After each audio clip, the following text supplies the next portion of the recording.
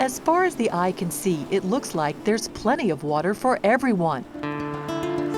Combined, the 5 bodies of water that make up the Great Lakes cover more than 94,000 miles.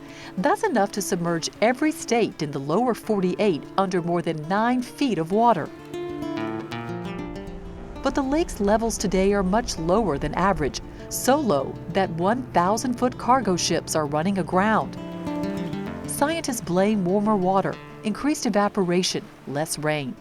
Whether climate change rests at the root of the problem is uncertain, but what everyone is certain about is that tension is growing over how to sustain the water that's left.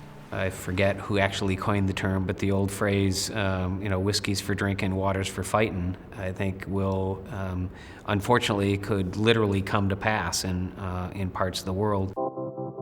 Fights over water have been common in the West for decades, and in 2007, states in the drought-stricken Southeast find themselves battling one another for the valuable resource.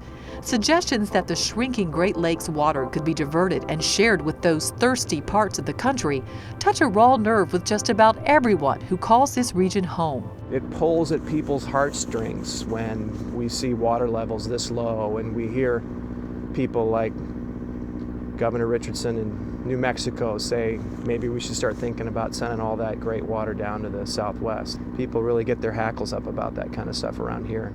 Get their hackles up for just about anyone, far or near, who wants access to the Great Lakes water. Take, for example, the resistance to the efforts of about 13,000 residents of New Berlin, Wisconsin, who want to draw water from nearby Lake Michigan. Their aquifer is contaminated by naturally occurring radium, an element linked to cancer. They must find another source for drinking water, and their options are limited. Water is the oil of tomorrow. We'll see it become more and more valuable as time goes on. We need it for sustainability of life. We need it for sustainability of economic development. Good morning, Karen. How you doing? New Berlin resident and mayor Jack Shavatero is leading the charge to get water from the Great Lakes for his town.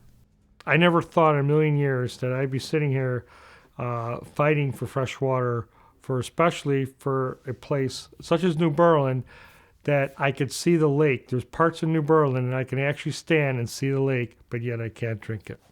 People are concerned that if you make an exception for New Berlin, then where do you draw the new line if you cross that border? An exception because only American states and Canadian provinces with land actually in the Great Lakes Basin can take water from the lakes.